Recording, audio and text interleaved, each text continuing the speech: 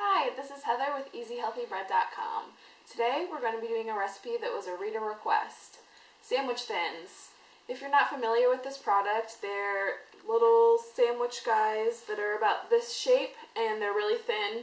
They're about 100 calories a piece and they're for sandwiches or hamburgers, hot dogs, to try and keep things low calorie. So I had a reader request that I make some from scratch, and so I'm going to do that today with a simple no-knead recipe. So let's get started. We're going to start with 1 cup of warm water. I'm going to make this recipe right in my Tupperware because that's where it's going to sit in the fridge, and it's going to rise right in here. It's really simple, one dish. Then we're going to add 1 container of yogurt. I'm using a vanilla yogurt, and this is a dairy, which is going to keep it nice and tender. If you don't have yogurt, you could use something like buttermilk or milk. Really any type of dairy is going to do ya for this, and I just happen to have yogurt on hand today. So this is 5.3 ounces of yogurt according to the container there, and you could sub that with 3/4 of a cup of buttermilk or milk, or if you have another type of yogurt, it's about 2/3 of a cup. So in that goes. Then we're going to add 1 tablespoon of yeast.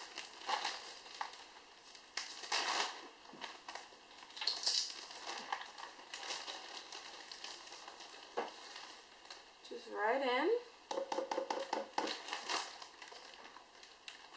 We're going to add 3/4 of a tablespoon of salt.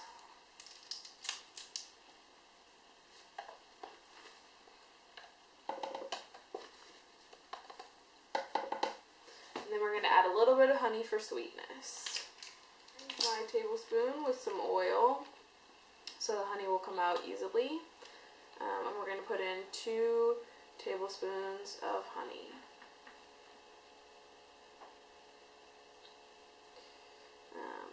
Just adds a little bit of sweetness to the bread. And as you've read, if you've been reading the blog, it is a superfood, so no problem putting a little honey in. It's delicious. So just 2 tablespoons right in there, and then we're going to just grab a fork. Since some of this is a little lumpy with the yogurt in there, we're just going to grab a fork and mix all these liquids together.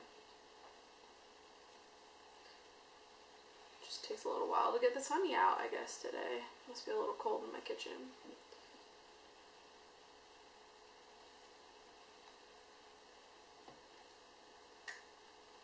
You can see, because we greased it, just comes right out completely clean.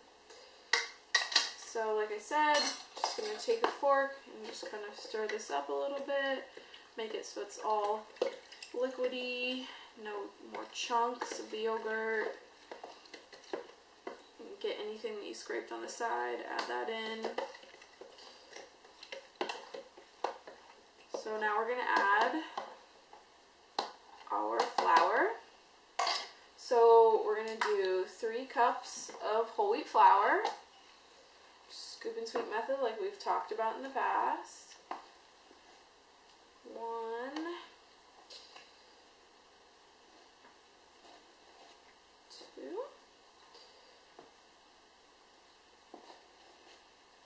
3, and then a 1/4 cup of Vital Wheat gluten.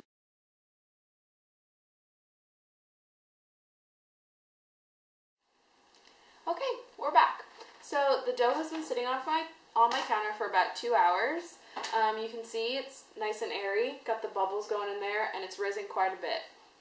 So to make these sandwich thins, like the ones in the store, we're actually going to count how many calories are in them. So I did the math on this recipe, and for each ounce of dough, there's 48 calories. So those sandwich thins in the store have about 100 calories. So we're going to make these between 2 and 2 1/8 ounces.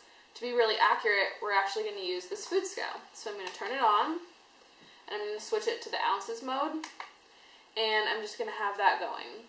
So to get started, I'm going to take a little bit of coconut oil. It's solid, so you just take like a little bit like that and put it between your hands. And your body heat will warm it right up.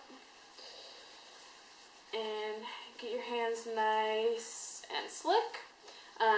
That's going to help us with this dough because the dough is really sticky. It's one of the downsides of the no-knead bread. If you don't like dealing with the stickiness, if you refrigerate this after that 2 hours on the counter for a couple hours or even overnight and make these the next day, they're going to be easier to work with, but you're still going to want to grease your hands. So I got my hands greased up there. I'm just going to take my hand and wipe it on my scale a little bit. I really like this scale, and I have a link to it in my resources page because you can pop this off and put it right in the dishwasher, so you don't have to worry about getting it too dirty because you can just handle it. So we're going to take out a little bit of dough here, and we're just going to put enough on here until we're at 2 1/8 ounces. So bingo, 2 1/8. If you don't care about calories but you still like those sandwich thins, this is about how big to make a sandwich thin. So we're going to form it into a ball like this. You can see it's not sticking too bad to my hands. And we're just going to set it on the parchment I have here. So I'm going to do another one. Kind of get a better idea as you go how much dough you need to make 2 1/8. And just, so this one's a little too much, take a little bit off until you get 2 1/8. Perfect. Okay. So we're going to form this one into a ball also. So you just see I kind of take the top, spin it, take the top, and put it under until the top is nice and smooth and you kind of have a little ball going. So you just kind of do a quarter turn each time. There you go. So now that we have 2 of these done, I'm going to show you how I turned mine into sandwich thins. I thought about rolling them out and cutting them out, but that would kind of mess with my calculations here. So I took the lid of my coconut oil.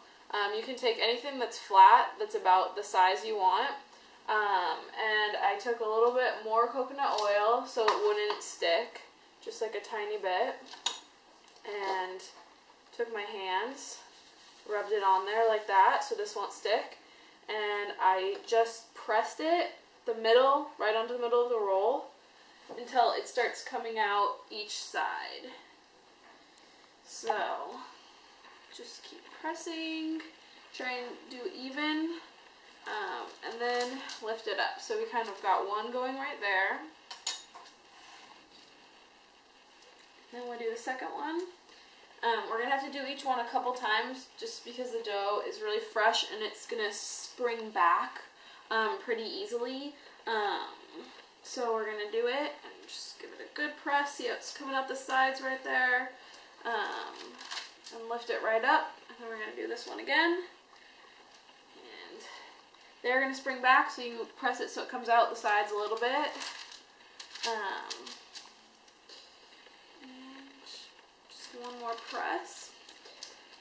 So however many you want to make, this should make about 8 sandwich thins, if I did my math correctly. And so, oh, I don't think I did my math correctly. Because this is about 2 pounds of dough, so you should be able to get 16 sandwich thins since they're about 2 ounces each. So it'll be a little less than 16, or if you want 16 exactly, make them 2 ounces each. I was trying to get towards that 100 calorie mark, and with 2 1/8, I think they're like 102 calories. So what we're going to do is, when you're done with however many you're making, you can just lift up the parchment, put it right onto your baking sheet. You're going to want to take a fork and poke the tops just to get out any air bubbles. And if you see them start, like they look too small, like this one sprung back, you can just hit it again. The more time you leave between each time you squish it down, it's going to stick better because the gluten's going to relax a little bit. So yeah, I'm just going to do one more time. Then I'm going to hit them with the prongs of a fork. Just poke, poke, poke, poke, poke along the top. I'm going to let them rest for 15 minutes, and then I'm going to pop them into a 350-degree oven for between 10 to 11 minutes. Take them out, cool them on the rack, and I'll show you what they look like. Okay, so I just pulled these out, and I set them on my cooling rack for about 10 minutes. You can see they look pretty similar to the ones you get in the store, albeit a little homemade. You can see the fork marks I have in the top. That's just to prevent them from essentially becoming a pocket type of bread. So if you've ever made a pita bread, when you roll it really thin, when you bake it, it gets really big because there's a giant air pocket inside, which is not what we wanted with these, so that's what the fork puncturing helps prevent. They are a little difficult to cut open, so just go slow. I use like a nice bread knife that's sharp and serrated, and that's going to help. So I did cut one open here. I didn't do a good job on this one. It was my first try, but you can see they are nice and fluffy and doughy on the inside, and they are going to be perfect for sandwiches for yourself or for your kids. I hope you've enjoyed this sandwich thin bread tutorial. I've really enjoyed making it for you. Please subscribe to my YouTube channel because I put out a video each week just like this with more recipes, tips, and techniques. Thanks for watching.